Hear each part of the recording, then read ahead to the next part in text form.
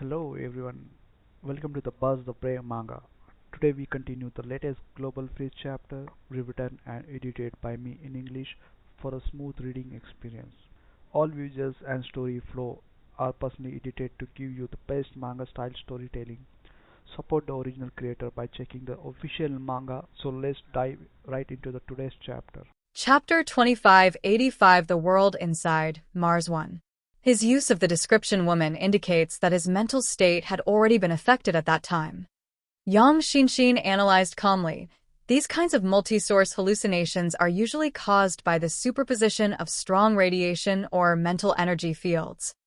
Look, the high radiation energy minerals found around their bodies explain this. Yang Xinshin pointed around and said that through the tactical goggles, a great many energy ores could indeed be detected. Energy and radiation coexist. The more energy a ore has, the more radiation it naturally contains. The technology that Zhang Yi's team now possesses surpasses that of Elon Freeman's team 20 years ago, representing at least thousands of years of technological advancement. Therefore, many things that seemed bizarre at the time now have a scientific basis. So, the monsters they saw and the missing hand might all be hallucinations? Zhang Yi closed the record board. I know what you want to say. But the problem is, he pointed to the rows of corpses that had been scared to death, saying, it's not normal for a hallucination to scare a group of trained scientists and volunteers like this. Not to mention Freeman was quite excited. If a person is excited when facing a death crisis, he is either really crazy or he knows what's next. Yang Xinshin asked curiously, do you suspect he knows some secrets about Mars? He is a member of the Pupil Organization. Zhang Yi narrowed his eyes. The Pupil Organization is best at intelligence gathering. 20 years ago, things weren't as chaotic as they are now. For someone who is the wealthiest and closest to power in the world, what he knows is unimaginable to ordinary people. If he didn't know there was something beneath Mars, he wouldn't have rushed here, abandoning everything he had on Earth, almost gambling everything. But I don't think he's crazy. So now the question is, where is he? Yang Xinshin asked the crucial question. We saw so many bodies, but we didn't see Elon Freeman. Either he was really killed by the Martians, leaving not even bones behind. Either, Zhang Yi said slowly, he's alive. Alive. Fatty Sue's eyes widened. He's been down there for 20 years. How could he still be alive? I didn't say he was alive down there. Zhang Yi looked deep into the Martian crust. Perhaps he was taken away. The underground civilization on Mars, or the women and monsters that you explorers have seen, may all be essentially the same thing. If he's taken away, he becomes a crucial element that we need to figure out. We came to Mars to mine minerals. Zhang Yi paused for a moment, then said, but looking at it now, we might also need to take a look at what this planet is hiding. After all, the truly valuable resources we want to obtain are most likely in the ruins of that ancient civilization. If Elon Freeman, an ordinary person, dares to do something, there's no reason why Zhang Yi, wouldn't dare to do it. Keep digging. Zhang Yi's tone became firm again. Find the well they dug back then. Let's see where their so-called gates to hell actually lead. Yang Xinshin offered a word of advice. Strong radiation areas can easily cause ordinary people to experience collective hallucinations. If our people are affected, they might also do similar foolish things. Then let the Mechanical Legion go down first. Zhang Yi immediately made arrangements. Let's look around from outside first. As long as they don't exhibit any unusual behavior, we know that this thing is only targeting intelligent beings with thoughts. If even they become abnormal, then it means that it is some kind of physical substance that attacks everything indiscriminately. Then we can try a different approach. Ling remained silent. She only added a casual remark after Zhang Yi finished speaking. There is indeed a space underground on Mars. Zhang Yi's eyes lit up, and he immediately asked curiously, what is that? Perhaps it is something similar to the Heavenly Palace. Ling's gaze fell on that red land, as if looking at another world through tens of thousands of meters of rock strata. Some civilizations that want to break free from the framework of the Creator must escape. the material world. Self-isolation is inevitable in order to cut off all contact with the outside world. Therefore, they refuse to have any contact with the outside world. So, what that astronaut named Stitch said wasn't entirely wrong. If you want to enter the world of Martian civilization, you will inevitably be targeted. For you, that's hell. Zhang Yi was convinced that the answer lay hidden beneath the shell of this red planet. He said to the crowd, "Let's go back into my shadow first. I'll have to handle the rest of the exploration myself. Mechanical exploration is too slow. It's much faster to use space travel directly." The group entered the shadows. Zhang Yi was on high alert, unleashing all his abilities. Then, he opened a dimensional gate and swooped down towards the ground. He drove himself into the ground like an invisible nail. Bands of basalt slant past before my eyes. Ancient alluvial deposits sweep past like turning pages of a book on the side, and igneous glass shimmers with a cold light under the lamp. 10 kilometers, 20 kilometers, 50 kilometers, to depths of hundreds of thousands of meters, there is only silent darkness and the occasional hot wind from the Earth's core brushing against your face. However, Zhang Yi searched for a long time, but found nothing. No ruins were found, no Martian cities were discovered, and not even any door-like structures were found. What's going on? If there really is a super civilization underground on Mars, there shouldn't be no trace of it. Zhang Yi frowned and muttered, "Could it be that Elon Freeman's coordinates are wrong? That's unlikely. If they encountered strange events here, it means they had contact with Martian civilization. How could there be absolutely no trace of them?" Ling floated quietly beside him, her silver eyelashes drooping, as if listening to a melody that no one else could hear. She looked up, her gaze as calm as a mirror. "They are indeed here, yet they are not. Because the place they are in is not the space you understand." Zhang Yi raised an eyebrow, and in an instant he thought of the Heavenly Palace and the Dragon Clan's secret realm. Zhang Yi couldn't help but ask, "You mean folded space?" Ling nodded, her eyes cold. "A very advanced civilization. They layer the world into many layers, like a layer of fog. You can find the door to that space now, but the method of finding the door is too sloppy." She looked at Zhang Yi and said, "As a spatial ability user, you should be more sensitive to spatial fluctuations. No matter how space is folded, there will always be traces. Just like transparent tape, it may seem to have no gaps, but there will always be a tiny gap when it is rolled up which can be opened from it." Chapter 2586, The World Inside, Mars 2. Zhang Yi listened to Ling's words and seemed to understand something. Just like his dimensional gate, although it is invisible to the naked eye, others who are also spatial ability users can feel the difference between it and the spatial level of the material world. It's like pouring a layer of transparent glue onto the surface of water. It's impossible for it to fit perfectly. Zhang Yi had no experience with this before. He sighed and said to Ling with a smile, "Then you can give me some pointers. You know I'm not very experienced in this area." Ling didn't directly help Zhang Yi find the gap in the space. Instead, she acted as a guide, silently staying by his side and offering him direction. Upon hearing this, she pointed a finger at Zhang Yi's chest and said in a light tone, "In fact, all the power in the universe is ultimately the will of ether.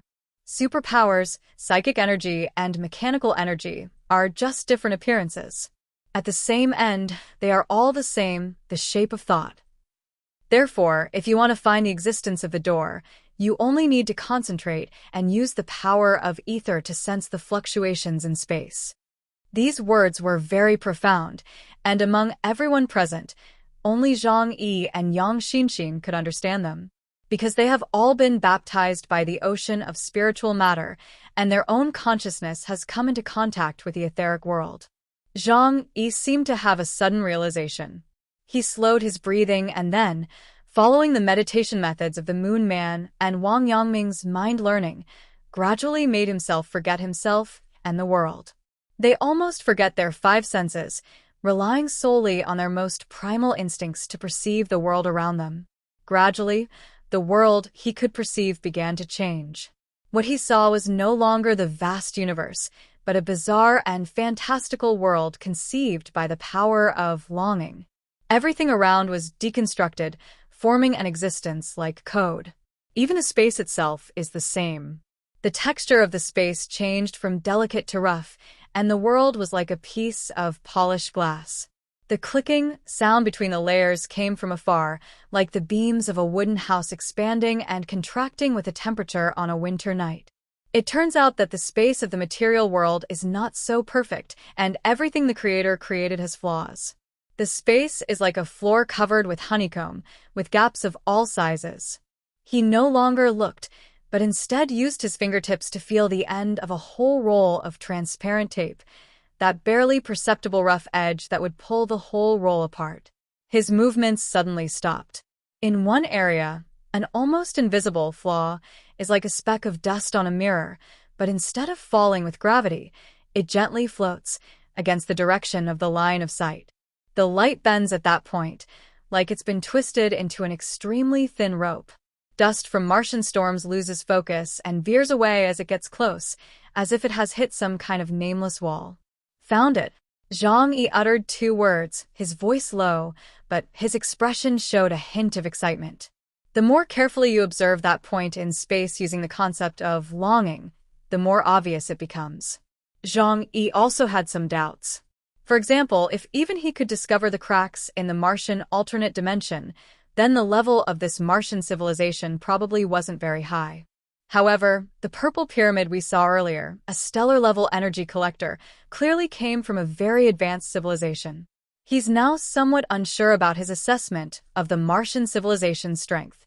He asked Ling again, "Ling, do you think I shouldn't provoke a civilization of this level?" Zhang Yi felt a little uneasy. Ling glanced at him indifferently. This civilization has already fallen into ruin. Otherwise, the traces of the folded space should be more concealed. She had long ago discovered the point where space folds, and therefore concluded that Martian civilization had long been lost. Otherwise, with Zhang Yi's current strength, he would not be able to find its existence at all. Zhang Yi was relieved after hearing Ling's words. "Lend me your sword." He reached out his hand to Ling without any hesitation. Ling took the huge ice blue greatsword from behind her back. The sword shrank at her will, becoming the size that Zhang Yi could use. Zhang Yi accepted the eternal sword of judgment. The back of the sword was dull, like a silver ingot that had been polished repeatedly until the patterns were no longer visible. Zhang Yi raised the sword in his hand, and a huge dark vortex unfolded behind him. The netherworld unfolded into a river beneath the sword's edge. That wasn't water, it was a river of pitch-black dark matter, silent as a night raven, yet the tides surged wildly. Grand burial in the underworld. Zhang Yi swung his sword fiercely at that spatial node. The power of the netherworld can soothe everything, including spatial nodes in the outer universe. The dark river narrowed into a line, like ink being drawn into threads by a brush, rushing from the sword's edge into a node the size of a speck of dust. Then came a long, momentary pause, as if the core of some ancient mechanism had been touched. Click. It's not what you hear with your ears, but the voice the world itself speaks.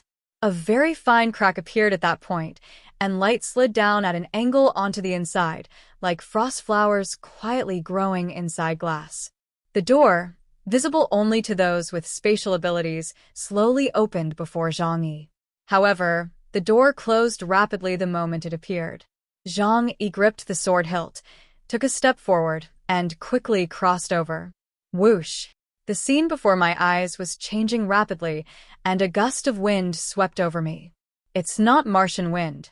The wind carried the smell of salt and rust, like the dampness left after the sea crashes against the steel dock. Zhang Yi looked up and saw a vast, dim yellow sky. It was a sky that seemed to have been polished until its color was dull, and the clouds were like silk that had lost its color. At the edge of the distant sky, there is a suspended man-made celestial body. It resembles both the sun and the moon, lacking warmth yet extremely bright. This is an artificial sun in the Martian world, something that almost every civilization that excavates underground or independent spaces would create. because most of the races created by the creator cannot survive without the light. The artificial sun was enormous, silently suspended at the horizon where the sky meets the sea, with only half of it visible above the water. It was so still that it seemed as if it would never move. Zhang Yi hovered in midair, looking around and surveying the world. The Martian underworld resembled a lost civilization. He saw no life, only desolation. The sea stretched out to the left, as black as the back of obsidian, with low-lying waves and white foam like fine salt. The shoreline stretches out, abruptly ending in midair, a section of the broken bridge clinging to the sea mist like a knife blade that had been forcibly snapped in two. The sand was extremely fine and white, so light it seemed to melt on your fingertips. Beneath the sand lie metallic skeletons, occasionally revealing a section of rusty red ribs, like the ribs of a stranded behemoth. Further away, rows of buildings sit quietly on the sea of sand. Not buildings, but shadows emaciated by the wind, their glass curtain walls like wind chimes, catching the wind and emitting a dense, fragmented sound. As you move inland from the mainland, the mountains rise and fall.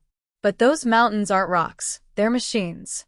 The mountain ridges are like racks and pinions, the mountain beams are like bearings, the black, rock skin is like solidified lubricant, and the mountain lungs exhale every long while, spraying out a trail of pale gray dust before settling back into stillness. Between the mountains hangs a broken suspension bridge, its surface a net woven from cables. Beneath the net lies nothing but the wind, which squeezes through, whistling like a pipe organ. A half-submerged city emerged halfway out of the sand. The streets were filled with sand until they were only wide enough to be counted, and the streetlights looked like a row of nails stuck in the sea.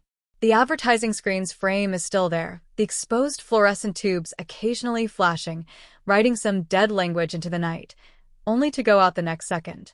In the center of the square stands a giant statue with bent knees, not a human, but a giant bionic machine used for combat. It kneels there, its hands on the ground and its head drooping, as if listening to the pulse of the earth. Time has rusted its back, and the rust has spread into dark red vines. Here ends today's chapter. I hope you liked it. Kindly do also subscribe to my gaming channel. I have to Fina a way to survive. Thanks. Tell me in the comments which part you enjoyed the most. If you love manga style stories, don't forget to like the video and subscribe the Buzz of Manga. See you in the next chapter with more surprises. Thank you.